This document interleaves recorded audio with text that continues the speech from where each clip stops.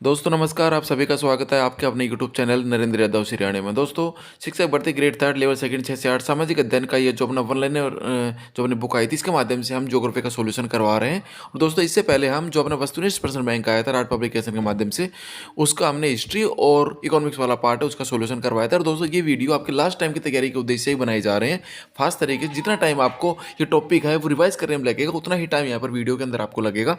और फास्ट तरीके से उद्देश्य यही है कि लास्ट टाइम के अंदर आप एग्जाम में जाओ और बिल्कुल ये लास्ट टाइम के अंदर जितने वीडियो अपने इस चैनल के ऊपर है सारे आप सुन के जाओ, देख कर जाओ, और आपको एग्जाम के अंदर सारी सुनी हुई बातें वहाँ पर याद रहेंगी। तो चलो बिना टाइम वेस्ट किए हुए हम अपना टॉपिक स्टार्ट करते हैं। आज का हमारा टॉपिक है विश्व में कृषि का प्रकार। अगर अभी तक आपने हमारे चैनल को अगर अभी तक सब्सक्राइब नहीं किया तो चैनल को सब्सक्राइब कर लें। चलो हम स्टार्ट करते हैं। प्रश्न नंबर 1, कृषि जो कृषक परिवार द्वारा। दोस्तों बहुत अच्छे से समझना, सारे कॉन्सेप्ट आपके क्लियर होंगे यहाँ पर। कृषि जो कृषक परिवार द्वारा अपनी आवश्यकताओं को पूरा करने के लिए की जाती है वह कहलाती है निर्वाह कृषि। दोस्तों निर्वाह कृषि का मतलब होता है जीवन निर्वाह के लिए, यानी अपना पेट पालन के लिए जो कृषि की जाती है, अपने पारिवारिक आवश्यकताओं की पूर्ति के लिए जो कृषि की जाती है उसको कहते हैं निर्वाह कृषि। अब ये जो निर्वाह कृषि है ये भी दो प्रकार की होती है। देखो, प्रारंभिक समय में यानी जब मानव ने कृषि करना आरंभ किया, उस समय जो कृषि की जाती थी अपने जीवन निर्वाह के लिए, उसको क्या कहते थे?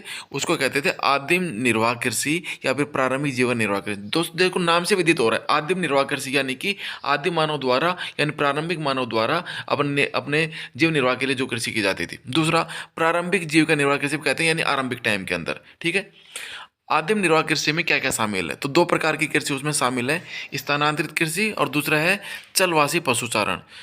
देखो दोस्तों इनको समझो। स्थानांतरित कृषि का मतलब होता है जब हम जहाँ पर घने जंगल है, ये उष्णकटिबंधीय क्षेत्रों में की जाती है, जहाँ पर घने जंगल है वहाँ पर पेड़ों को काटा जाता है, जलाया जाता है, फिर उससे जो राख होती है वो भूमि को, उससे उपजाऊपन मिलता है, 3-4 साल तक वहाँ पर खेती करते हैं, फिर जब भूमि अनुपजाऊ हो जाती है तो उसको छोड़कर दूसरी जगह पर जाकर यही प्रक्रिया अपनाई जाती है। और दूसरा है चलवासी पशुचारण।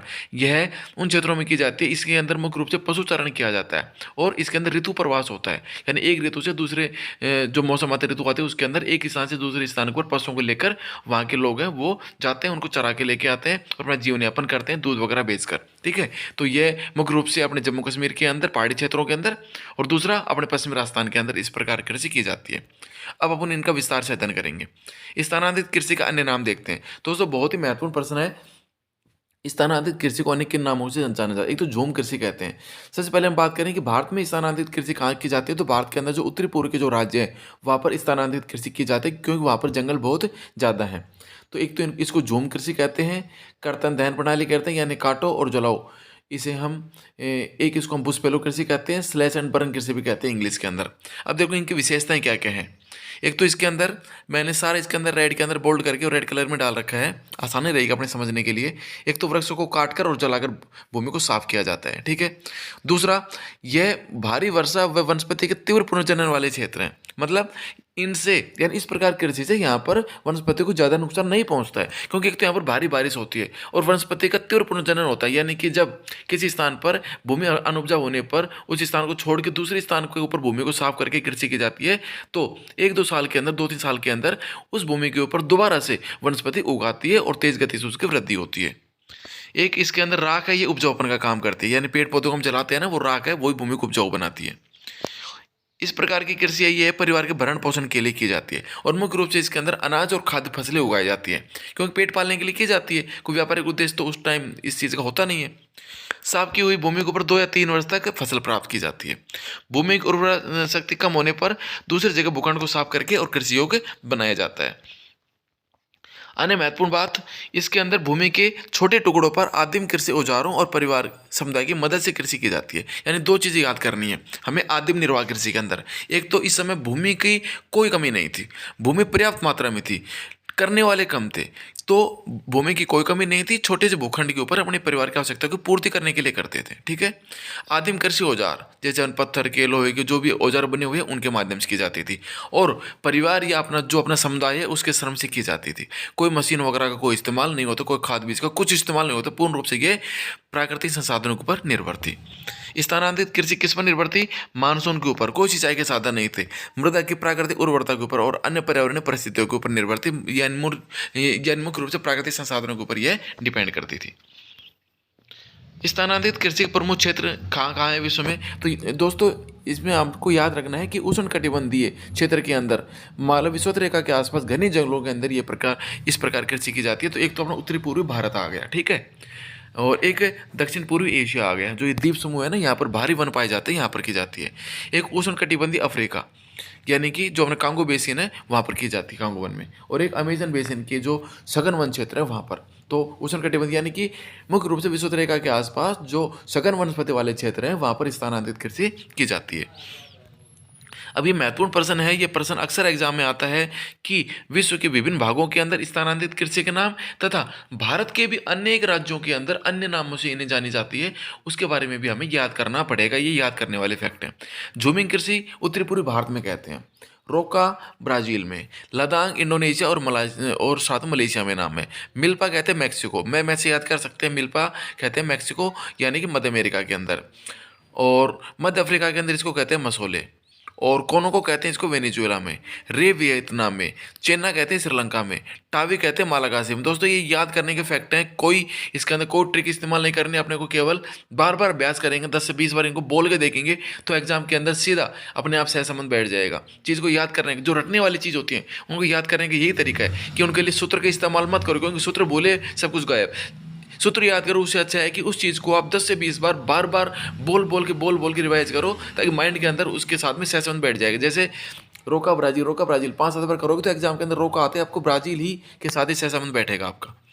और भारत की विभिन्न क्षेत्रों के अंदर स्थानांतरित कृषि के नाम क्या है? उत्तरी पूर्वी भारत के अंदर कहते हैं इसको झूम, ठीक है। पामलू कहते हैं इसको मणिपुर के अंदर। वालरा कहते हैं अपने राजस्थान के अंदर, राजस्थान के आदिवासी क्षेत्र हैं वहाँ पर झूम कृषि को वालरा के नाम से जाना जाता है। जबकि बिलों वाला जो क्षेत्र है पहाड़ी क्षेत्र और जो वावन मैदानी क्षेत्र वहाँ पर इसको दजिया और चिमाता के नाम से जाना जाता है। पहाड़ी क्षेत्रों में चिमाता और जो अपने मैदानी क्षेत्र है वहाँ पर इसको जाना जाता है दजिया के नाम से। और मूल रूप से आदिवासी क्षेत्रों के अंदर पूरी इसमें राजस्थान में इसको वालरा के नाम से जाना जाता है।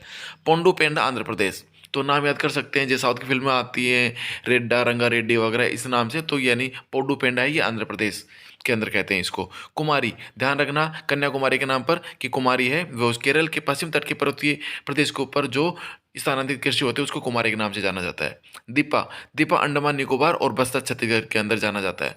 पावरडाबी, कोमान और बरिंगा ये उड़ीसा के अंदर स्थानांतरित कृषि का नाम है। झारखंड के अंदर इसको कुरवा के नाम से जानते हैं। हिमालयन प्रदेश में इसमें किल और मध्य प्रदेश में इसको वेबर और दहिया के नाम से जानते हैं। दोस्तों बहुत महत्वपूर्ण है, बार बार इनका अभ्यास करना है, ये चीज़ अपने को एग्जाम के अंदर अक्सर इसके प्रश्न इसमें से पूछा जाता है। अब हम बात करेंगे चलवासी पशुचारण की। देखो भाई क्या होता है इसके अंदर, चलवासी यानी एक स्थान से दूसरे स्थान पर घूमते हुए पशुचारण करना। इसके अंदर पशुचारक है वो अपने पशुओं के साथ में पानी और चारे की तलाश के अंदर एक स्थान से दूसरे स्थान के ऊपर घूमते हैं, ठीक है। पशुचारक मुख्यतः कौन कौन से पशु पालते हैं? तो ऊँट, भेड़, मवेशी, बकरियां, याक, ये सभी चीज़ें ये पालते हैं। चलवासी पशुचारण कहाँ पर प्रचलित है?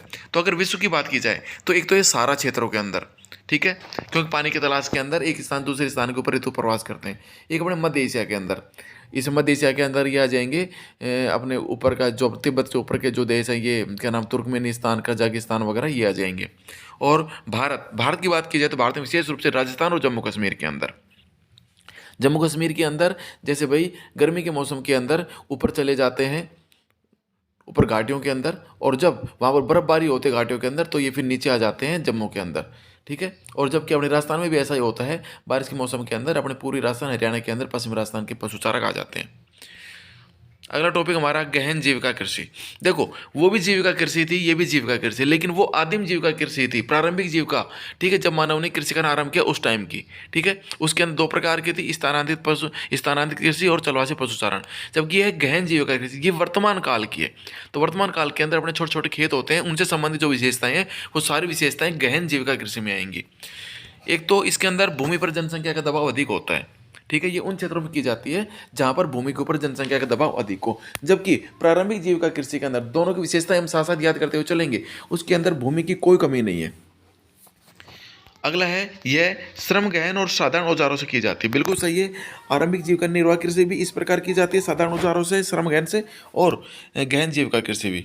अगला पॉइंट है ये छोटे भूभाग से अधिक पैदावार लेने की सोच निहित होती है। जबकि जबकि जो प्रारंभिक जो अपनी जीविका निर्वाह कृषि थी उसके अंदर भूभाग की कोई कमी नहीं थी, उसके अंदर वो उतने ही क्षेत्र को साफ करते थे, चलाते थे जितने के ऊपर उनको खेती करनी होती थी। अगला पॉइंट है इसमें इसमें जैव रासायनिक निवेशों और सिंचाई का प्रयोग होता है। जबकि हमने पढ़ा था प्रारंभिक टाइम के अंदर या आरंभिक टाइम के अंदर आदि मानव जो जीविका निर्वाह कृषि करता था उसके अंदर सिंचाई का प्रयोग नहीं होता था, पूर्ण रूप से प्राकृतिक संसाधनों के ऊपर निर्भर थे। जबकि इसके अंदर छोटे भूभाग के ऊपर अधिक पैदावार लेने की भावना निहित होती है, इसमें सिंचाई का प्रयोग भी किया जाता है, जैव रासायनिक निवेश भी किए जाते हैं और इसमें प्रति हेक्टेयर उत्पादन बहुत ज़्यादा होता है जबकि प्रति व्यक्ति उत्पादन कम होता है। क्यों? क्योंकि जनसंख्या का जो प्रेशर होता है वो उसके ऊपर ज़मीन के ऊपर होता है, यानी कि ज़मीन के छोटे भाग के ऊपर ज़्यादा जनसंख्या का दबाव होता है। इस वजह से प्रति व्यक्ति उत्पादन तो कम होता है लेकिन छोटे भूभाग से ज़्यादा उत्पादन लिया जाता है, यानी प्रति हेक्टेयर उत्पादन अधिक होता है। और यह अविकसित देशों में अधिक प्रचलित है जहाँ पर जनसंख्या का दबाव भूमि पर अधिक है।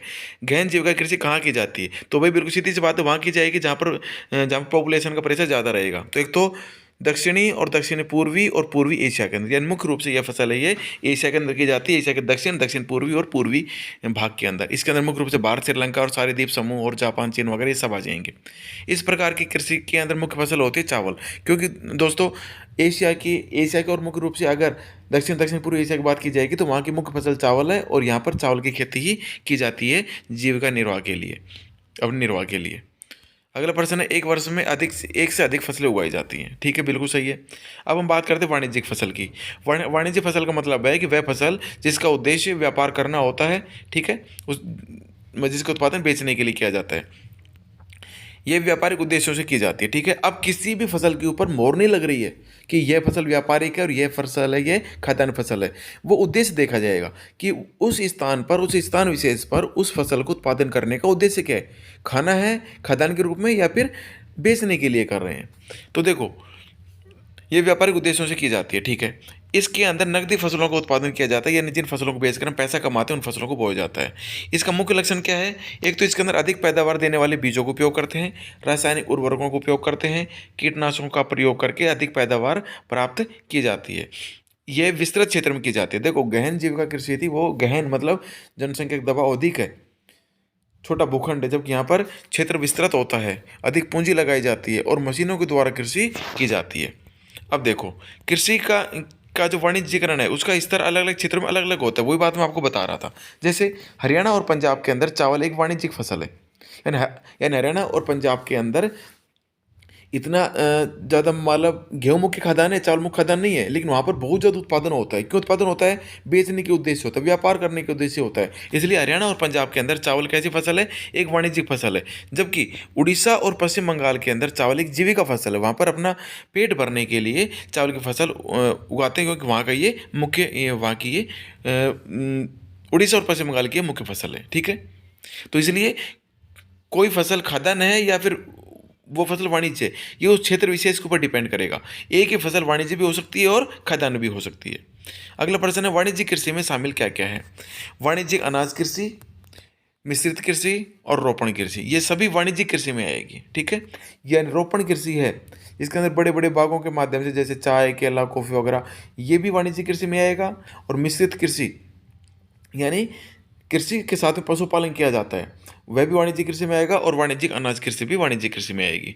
वाणिज्यिक अनाज कृषि के प्रमुख क्षेत्र यानी वे क्षेत्र जहाँ पर अनाज की खेती की जाती है लेकिन व्यापारिक उद्देश्यों से की जाती है।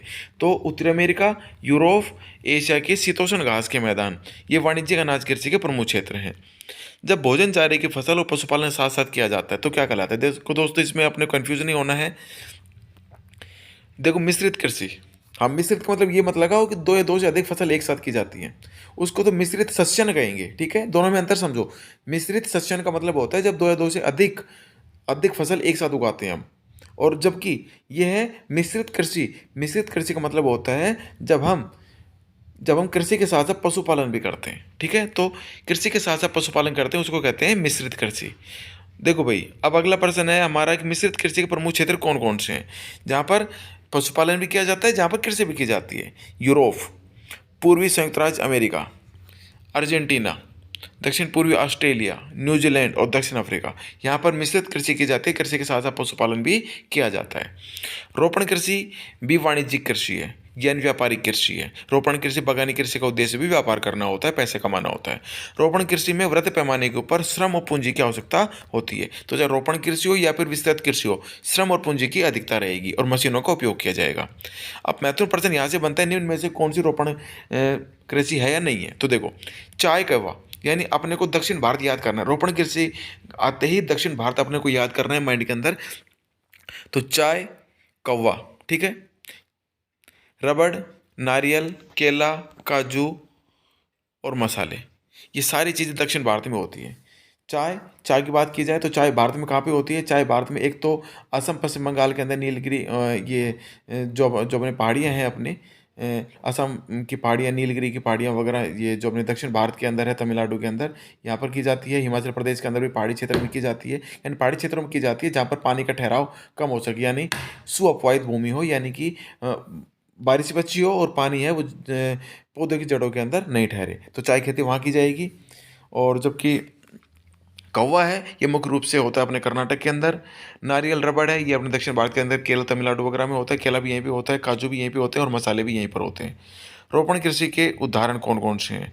तो अगर पूरे विश्व की बात की जाए तो विश्व के अंदर मलेशिया के अंदर सर्वाधिक रबड़ होता है, ठीक है। ब्राज़ील का कौवा और भारत और श्रीलंका में चाय, ये रोपण कृषि के प्रमुख उदाहरण हैं। अब हम बात करते हैं विस्तृत कृषि की। एक तो इसके अंदर एक बड़े भूभाग के ऊपर कृषि की जाती है। जनसंख्या के बजाय भू क्षेत्र या अन्य संसाधन अधिक होते हैं, जनसंख्या कम होती है। मशीनों का इस्तेमाल इसमें ज़्यादा होता है, ठीक है।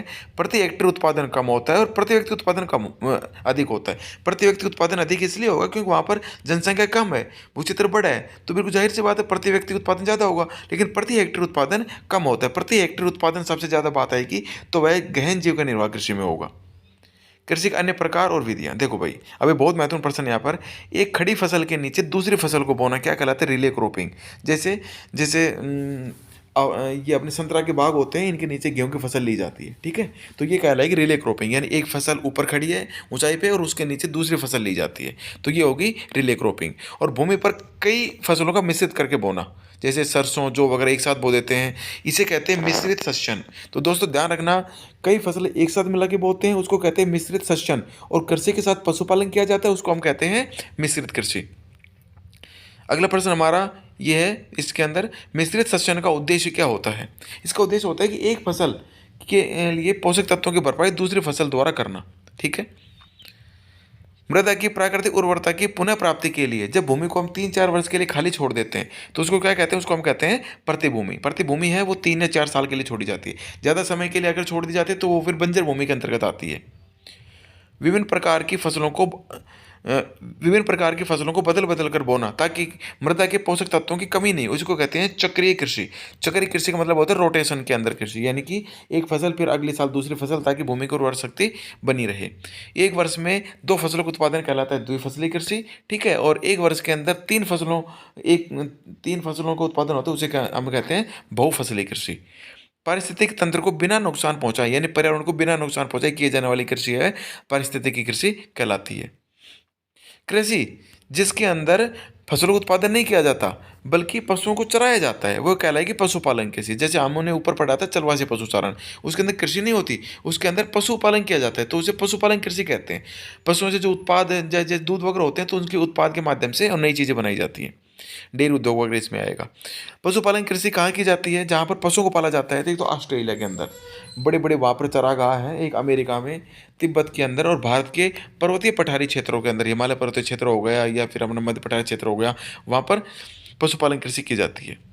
किसानों द्वारा परस्पर लाभ के उद्देश्य से अपनी भूमि श्रम पूंजी को एकत्र करके सामूहिक रूप से कृषि करते हैं, उसे सहकारी कृषि कहते हैं। सहकारी कृषि का मतलब होता है जिसके अंदर किसान है वो अपनी एक साथ भूमि के ऊपर मतलब खेती करते हैं। जैसे अपनी भूमि एक साथ, सारी भूमि है वो एक साथ मिला लेंगे, सभी लोग एक साथ मेहनत करेंगे और पैसे भी मिलकर लगाएंगे, इसे हम कहेंगे सहकारी कृषि। और रूस के अंदर सहकारी कृषि को कोल खोज के नाम से जाना जाता है, कोल खोज कहलाती है।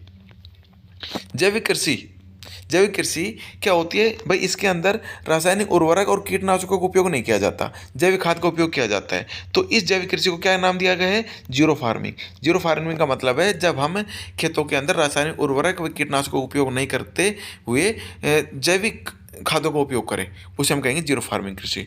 जो कृषि पूर्णतः वर्षा के जल पर निर्भर रहती है उसे कहते हैं शुष्क कृषि। शुष्क कृषि का मतलब है जिसके अंदर सिंचाई की सुविधा उपलब्ध नहीं हो, जो पूर्णतः मानसून के ऊपर निर्भर हो, यानी जिसके अंदर कम बारिश की आवश्यकता पड़े। कम वर्षा वाले क्षेत्र जहाँ सिंचाई की सुविधा से कृषि की जाती है और वर्षा की अनिश्चितता, अनियमितता, अपर्याप्तता के बावजूद फसल सुरक्षित रहती है, उसे हम कहेंगे सिंचाई कृषि। या यानी वह कृषि जिसके अंदर सिंचाई की आवश्यकता होती है और सिंचाई के माध्यम से हम वो कृषि करते हैं, वह तो कहलाएगी सिंचाई कृषि। इसके अंदर मानसून अपर्याप्तता, अनिश्चितता, उसका कोई फर्क नहीं पड़ेगा, ठीक है। जबकि वह कृषि जो पूर्णतः वर्षा जल पर ही निर्भर है, जहाँ पर सिंचाई की सुविधा उपलब्ध नहीं है, वह कहलाएगी शुष्क कृषि। इन क्षेत्रों में ऐसी फसल बोई जाती है जिनके लिए पानी की कम आवश्यकता होती है। अगला प्रश्न हमारा, 200 सेंटीमीटर से अधिक वर्षा वाले क्षेत्रों में जो कृषि की जाती है, यानी कि जहाँ पर अधिक बारिश होती है, वह कहलाएगी तर कृषि। मतलब बिल्कुल तर रहती है बिल्कुल, यानी अधिक बारिश वाले क्षेत्र में। यानी 200 सेंटीमीटर से अधिक वर्षा वाले क्षेत्र के अंदर तर कृषि, जबकि 100 सेंटीमीटर से 200 सेंटीमीटर वर्षा वाले क्षेत्रों के बीच में होती है आर्द्र कृषि।